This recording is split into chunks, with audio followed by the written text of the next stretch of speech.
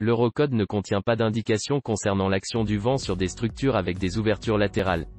4 cas sont analysés dans la partie 4 de la norme allemande DIN 1055. Dans le premier cas, le flux de vent dans Airwind Simulation est appliqué à un bâtiment avec un côté ouvert. La pression du vent agit sur le bâtiment à cet endroit. Les valeurs du coefficient CP positive et donc la pression à l'intérieur du bâtiment sont affichées en rouge.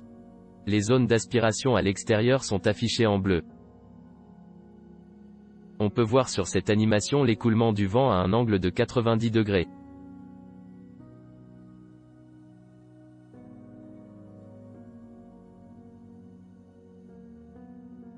Seule une aspiration, ou succion, se produit à l'intérieur du bâtiment.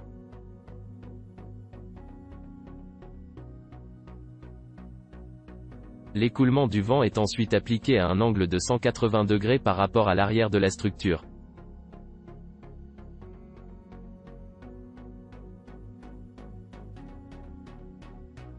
Maintenant, toutes les surfaces sont soumises à une aspiration.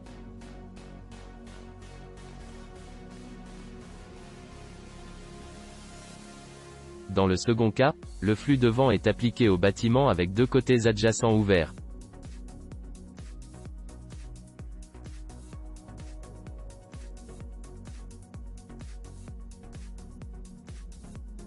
Avec une direction du vent selon un angle de 0 degré, la pression s'exerce sur les surfaces internes.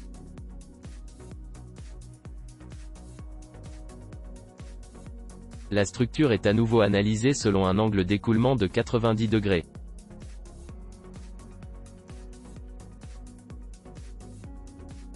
Une seule surface extérieure subit une pression. Toutes les autres surfaces internes et externes sont soumises à des forces d'aspiration.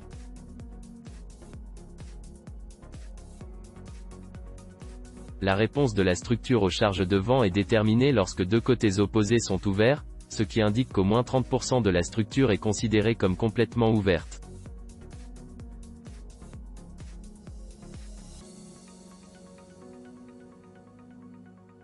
Toutes les surfaces internes subissent une aspiration à un angle de 90 degrés. La situation est différente lorsqu'une charge de vent est appliquée dans une direction non orthogonale. Ce cas de charge peut être déterminant pour le calcul de la structure et doit être considéré. En évaluant les valeurs du coefficient CP dans Airwind, les zones de pression et d'aspiration sont opposées et les charges résultantes ont la même direction.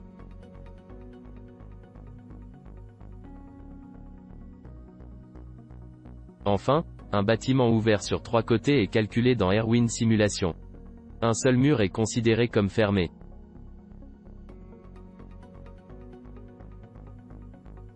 Comme cela était prévu, une pression positive est générée à l'intérieur du bâtiment sur les surfaces avec un angle d'écoulement de 0 degré, qu'on peut voir coloré en rouge. Selon cette norme, le cas de charge déterminant pour les forces d'aspiration interne maximale est un flux de vent incliné à un angle de 135 degrés.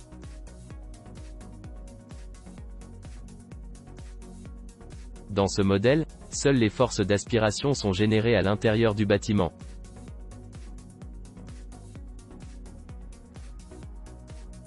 Le dernier cas examiné est une structure ouverte sur 3 côtés avec un angle d'écoulement du vent de 180 degrés.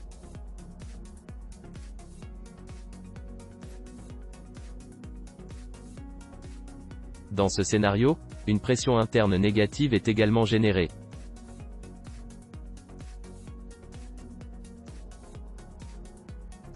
Si vous souhaitez connaître les valeurs exactes d'O coefficient CP, vous pouvez télécharger ces modèles gratuitement sur notre site web.